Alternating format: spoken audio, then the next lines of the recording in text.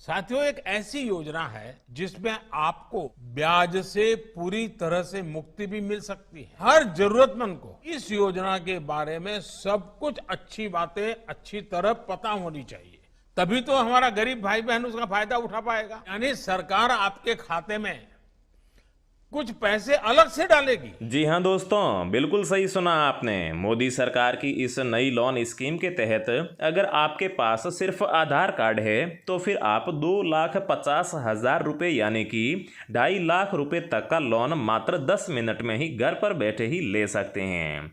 तो दोस्तों, मैं आपको बता दूं कि लोन के लिए अप्लाई करने में 10 मिनट का समय लगेगा, जबकि लोन की राशि आपके बैंक खाते में 2 दिनों के भीतर क्रेडिट कर दी जाएगी। और इस लोन की खासियत ये है कि ये लोन सिर्फ आपको आधार कार्ड पर मिलेगा। आधार कार्ड के अलावा किसी भी अन्य डॉक्यूमेंट की आवश्यकता नहीं होगी और ना ही पैन कार्ड की आवश्यकता होगी और ना ही किसी गारंटर की आवश्यकता होगी।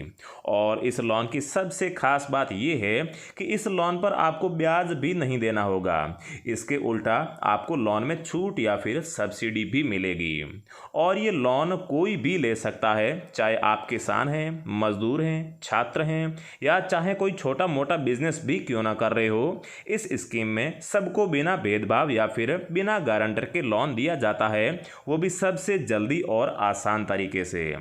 तो दोस्तों, चलिए कंप्यूटर स्क्रीन पर जाकर इस लोन स्कीम की पूरी जानकारी और अप्लाई करने का तरीका जान लेते हैं।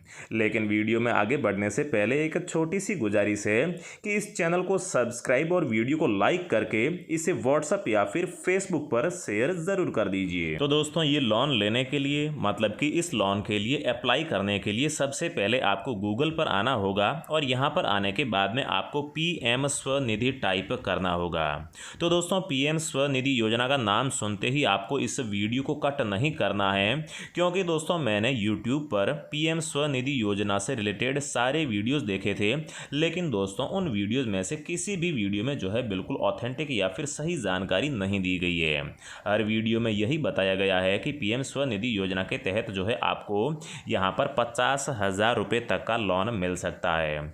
ये बात वो इसलिए बोल रहे हैं क्योंकि दोस्तों यहाँ पर इस PM स्वनिधि की वेबसाइट के ऊपर भी यही बताया गया है कि आपको इस योजना के तहत 10,000 से लेकर 50,000 रुपये तक का लोन मिल सकता है। लेकिन दोस्तों, मैं यहाँ पर आपको बताऊंगा कि आप इस योजना के तहत किस प्रकार से जो है 50,000 रुपये से लेकर 2,50,000 रुपये तक का जो है लोन आसानी से 10 मिनट में ले सकते हैं। और साथ ही में आपको यहाँ पर लोन में छूट या फिर सब्सिडी किस प्रकार से मिलेगी उसकी भी जो है मैं यहाँ पर आपको प्लानिंग या फिर जो स्कीम है वो बताने वाला हूँ। तो दोस्तों, जब आप यहाँ पर सबसे पहले PM स्वनिधि योजना की वेबसाइट के ऊपर आएंगे तो यहाँ पर आप देख सकते हैं अलग अलग लोन्स की यहाँ पर डिटेल दी गई है। जैसे कि यहाँ पर दिया गया है अप्लाई फॉर 10K लोन, मतलब कि अगर आप 10,000 का लोन लेना चाहते हैं, 20,000 का लेना चाहते हैं, 50,000 का लेना चाहते हैं, तो सारे लोन के लिए आप यहाँ से अप्लाई कर सकते हो।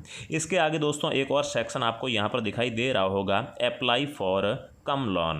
कम लोन का मतलब ये है कि दोस्तों सबसे पहले आपको यहाँ पर रजिस्ट्रेशन करना होगा। उसके बाद ही जो है आप यहाँ पर बाकी ये जो 10K 20K 50K या फिर जो 2,50,000 मैंने बोला है उसके लिए अप्लाई कर सकते हो। तो दोस्तों, इसके लिए चलिए हम सबसे पहले यहाँ से जो है रजिस्ट्रेशन करके जो है नंबर ले लेते हैं, ताकि यही नंबर हमारे आगे काम आएंगे, जिससे कि हम आगे वाले लोन्स के लिए भी अप्लाई कर पाएंगे। तो चलिए दोस्तों, हम यहाँ पर जो है क्लिक कर देते हैं। तो दोस्तों, यहाँ पर क्लिक करने के बाद में जो यहाँ पर नेक्स्ट पेज ओपन होता है, इस पेज में आपको अपना जो है मोबाइल नंबर एंटर करना है। और दोस्तों एक बात आपको यहाँ पर ये ध्यान रखनी है कि यहाँ पर आप वही मोबाइल नंबर एंटर कीजिएगा जो आपके आधार कार्ड के साथ लिंक्ड है। मोबाइल नंबर डालने के बाद में और साथ ही में I am not a robot पर क्लिक करने के बाद में आपको यहाँ पर सिंपली रिक्वेस्ट OTP के ऊपर क्लिक कर देना है। यहाँ पर क्लिक करने के बाद में आपके मोबाइल नंबर के ऊपर एक OTP आएगा, जिसे आपको यहाँ पर एंटर कर देना है। OTP एंटर करने के बाद में आपको यहाँ पर सिंपली नेक्स्ट स्टेप में जो है वेरीफाई OTP पर क्लिक कर देना है। अगले पेज में आप देख सकते हैं यहाँ पर पूछा गया है कि do you have Aadhaar card, मतलब कि क्या आपके पास में आधार कार्ड है। तो दोस्तों सिंपली हमें यहाँ पर यस को सेलेक्ट कर लेना है और इसके बाद में यहाँ पर आप देख सकते हैं वेंडर कैटेगरीज लिखा हुआ आ रहा है। यहाँ पर आपको इसमें से या फिर इसमें से कोई भी एक सेलेक्ट कर लेना है। अगर आप शहरी क्षेत्र में हो तो आपको ऊपर वाला सेलेक्ट करना है और इसके उल्टा अगर आप यहाँ पर ग्रामीण मतलब कि रूरल एरिया में रहते हो तो नीचे वाले को आपको यहाँ पर सेलेक्ट कर लेना है। मैं यहाँ पर जो है ऊपर वाले को सेलेक्ट करके नेक्स्ट कर देता हूँ और इसके बाद में अगला जो पेज ओपन होता है वहाँ पर हमें अपनी जो है काफ़ी सारी डिटेल के साथ में आधार कार्ड की भी डिटेल देनी होगी। तो दोस्तों यहाँ पर आप देख सकते हैं आधार वेरिफिकेशन, मतलब कि आपका जो आधार नंबर है वो आपको यहाँ पर दर्ज करना होगा। आधार नंबर देने के बाद में नीचे आपके सामने दो ऑप्शन दिखाई देंगे, verify with OTP, verify with biometric. तो दोस्तों आप इन दोनों में से कोई भी चूज़ कर सकते हैं। मैं यहाँ पर वेरीफाई विथ OTP के ऊपर क्लिक करके नेक्स्ट स्टेप जो है वो कंप्लीट कर देता हूँ।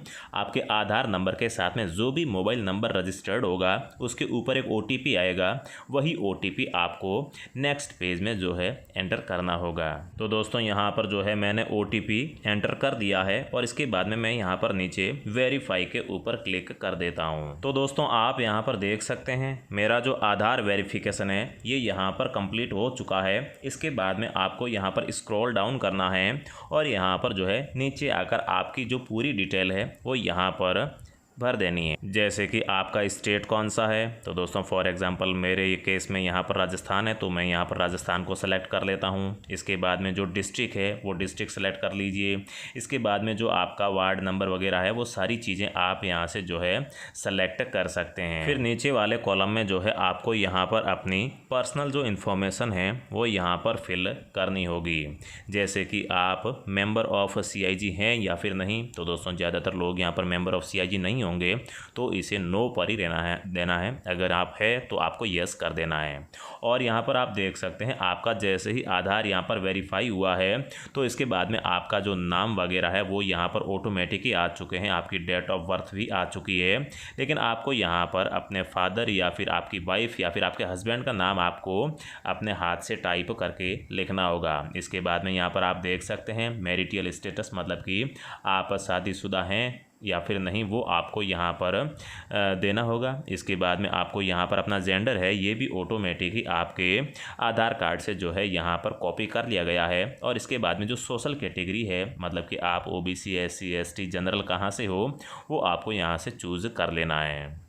इसके बाद में नेक्स्ट स्टेप में आप देख सकते हैं पर्सन्स विथ डिसेबिलिटीज़, मतलब कि अगर आप यहाँ पर विकलांग वगैरह हैं तो फिर आप यहाँ पर यस कर दीजिए, नहीं है तो फिर आप नो रहने दीजिए। इसके अलावा यहाँ पर माइनॉरिटीज़ से हैं अगर आप तो भी आपको यहाँ पर यस कर देना है, नहीं तो नो ही रहने देना है। इसके बाद में आगे वाला आप जो यहाँ पर सेक्शन देख सकते हैं इसमें KYC डॉक्यूमेंट दिए गए हैं, मतलब कि आपका यहाँ पर ये आधार नंबर है और इसके अलावा यहाँ पर आप देख सकते हैं वोटर ID कार्ड नंबर भी आपको यहाँ पर टाइप कर देना होगा। इसके बाद नंबर ऑफ फैमिली मेंबर्स आपको यहाँ से चूज़ करने होंगे, जैसे कि फॉर एग्जांपल मेरे केस में यहाँ पर 5 है तो मैं यहाँ पर 5 चूज़ कर लेता हूँ।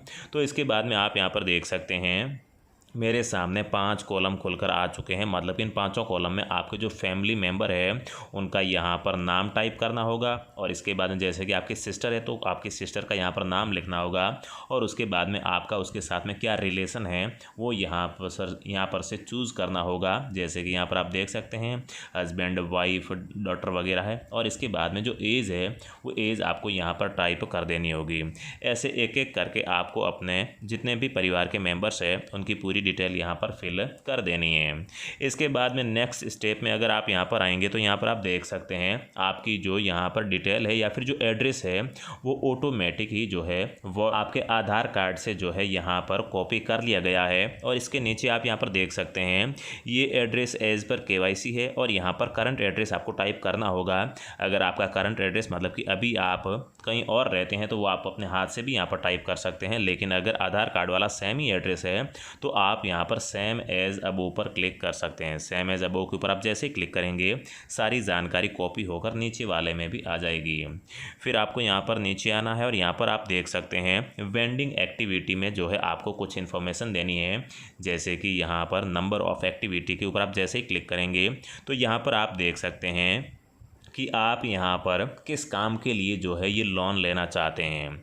अगर आपके फास्ट फूड आइटम की कोई दुकान है, या फिर फ्रूट या फिर वेजिटेबल बेचते हैं आप, या फिर होम डेकोर किचन आइटम्स, मतलब कि जो भी आप काम करते हैं वो सारे काम आपको यहाँ पर मिल जाएंगे।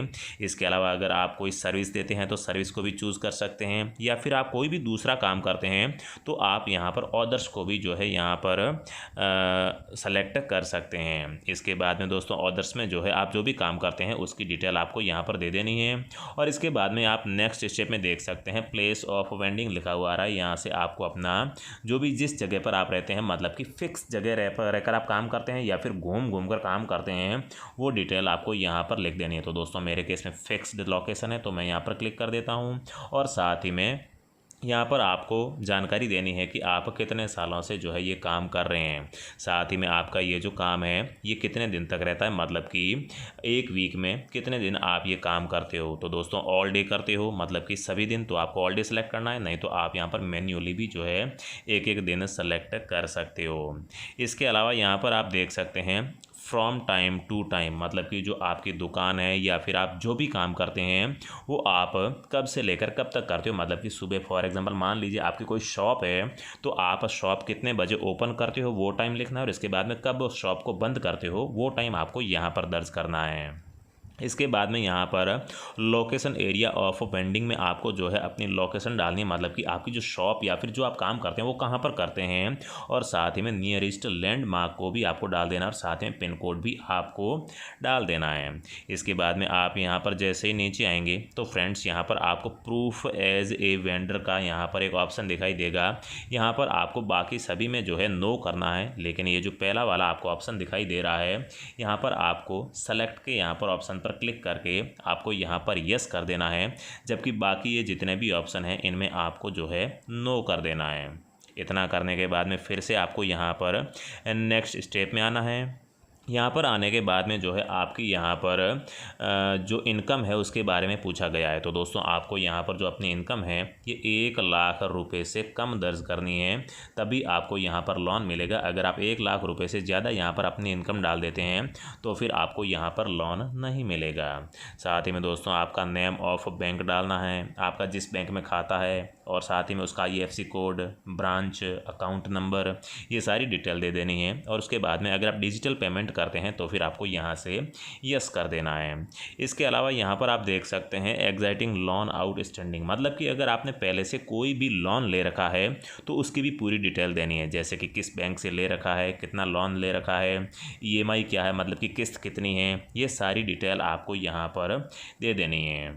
इतनी सारी डिटेल देने के बाद में नेक्स्ट स्टेप में जो है आपको यहाँ पर लोन की डिटेल मिल जाएगी। आपको यहाँ पर अगर 10,000 रुपये का लोन चाहिए तो वो 12 मंथ के लिए मिलेगा। अगर आपको सेकंड लोन यहाँ पर 20,000 का चाहिए तो वो 18 मंथ के लिए मिलेगा। और थर्ड लोन आपको 50,000 का चाहिए तो वो 36 महीने के लिए मिलेगा। और इसके नीचे आप देख सकते हैं लोन पर्पज़ क्या है। तो दोस्तों इसमें आप बिजनेस एक्सपेंसेस पर जो है क्लिक कर सकते हैं या फिर इसे चूज कर सकते हैं। और इसके बाद में नेक्स्ट स्टेप में आप यहाँ पर सबमिट पर जैसे ही क्लिक करेंगे तो नेक्स्ट पेज ओपन हो जाएगा, और उस पेज में आपको जो है डॉक्यूमेंट अपलोड करने होंगे। यहाँ पर आप देख सकते हैं जो अगला स्टेप आपको दिखाई दे रहा है डॉक्यूमेंट अपलोड का। यहाँ पर सिर्फ आपको जो है अपनी बैंक की पासबुक जो है यहाँ पर अपलोड करनी होगी, और इसके अलावा आपको यहाँ पर अपनी एक जो फ़ोटो है पासपोर्ट साइज़, वो ये 2 चीज़ ही आपको यहाँ पर अपलोड करनी है।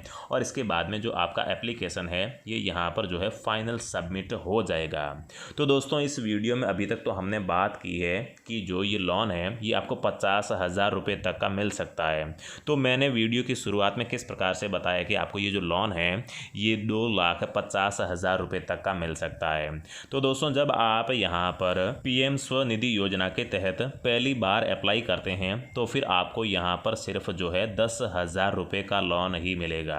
लेकिन इसके बाद में अगर आप उस 10,000 रुपये के लोन को सही समय रहते वापस पे कर देते हैं बिना ड्यू के, तो दोस्तों आपको यहाँ पर नेक्स्ट 20,000 और 50,000 का भी लोन मिल सकता है। जब आप ये जो 50,000 का अगला लोन लेंगे इसे भी अगर आप सही समय, मतलब कि लगभग 1 साल का टाइम होता है, उस टाइम में अगर आप रीपे कर देते हैं, कोई भी किस्त ड्यू नहीं करते हैं, तो फिर दोस्तों जो आपका नेक्स्ट लोन है वो दोस्तों 1 लाख रुपए का होगा। और इसके बाद में जब आप ये 1 लाख रुपए भी सही समय पर वापस सरकार को चुका देते हैं या फिर जिस बैंक से आपको लोन मिलता है उसे सही समय पर चुका देते हैं, तो भारत सरकार आपको और छूट देती है, जिसके तहत जो अगला लोन होगा वो दोस्तों आपको 2,50,000 रुपये का आपको लोन मिल सकता है। और इसके अलावा मैंने वीडियो की शुरुआत में ये भी बोला था कि आपको इस लोन में छूट या फिर सब्सिडी भी मिलेगी। तो दोस्तों वो छूट या फिर सब्सिडी इस प्रकार से मिलेगी कि अगर आप यहाँ पर अपने लोन का भुगतान सही समय पर करते हैं तो सरकार आपको यहाँ पर जो है इस लोन में थोड़ी बहुत सब्सिडी देती है। और साथ ही में अगर आप जितना भी जो अपना पेमेंट है, जो आप यहाँ पर अपने बिजनेस से रिलेटेड जो भी आप लेन देन करते हैं, वो अगर आप डिजिटली लेन देन करते हैं और साथ ही में जिस बैंक अकाउंट में आपने यहाँ पर जो लोन लिया है उस बैंक अकाउंट का यूज़ करके अगर आप डिजिटली पेमेंट करते हैं, तो फिर दोस्तों आपको यहाँ पर भारत सरकार जो है कुछ एक्स्ट्रा पैसे एज ए गिफ्ट भी देती है, जो आपके बैंक खाते में सीधे क्रेडिट कर दिए जाते हैं। और साथ ही में कभी कभार ये जो गिफ्ट है ये काफ़ी बड़ा हो जाता है, मतलब कि जैसे कि फॉर एग्जांपल अगर 50,000 का लोन लिया है और सही समय पर आपने इसे वापस चुका भी दिया है और साथ ही में आपने सारी लेन देन डिजिटली की है, तो आपको यहाँ पर 5 से लेकर 15,000 रुपये तक का गिफ्ट सरकार की तरफ से दिया जाता है। मतलब कि दोस्तों मोटा मोटी देखें तो 30% तक की आपको यहाँ पर सब्सिडी मिल जाती है। लेकिन दोस्तों इसकी यहाँ पर कोई भी गारंटी नहीं है, अगर आप यहाँ पर इन शर्तों को पूरा करेंगे तभी आपको जो है ये सब्सिडी मिल पाएगी। तो दोस्तों यही था आज का वीडियो। अगर कोई भी बात समझ में नहीं आई है तो कमेंट बॉक्स में ज़रूर पूछिएगा और साथ ही में ज़रूरतमंद लोगों के साथ इस वीडियो को व्हाट्सएप या फिर फेसबुक पर शेयर ज़रूर कीजिएगा। जय हिंद, वंदे मातरम।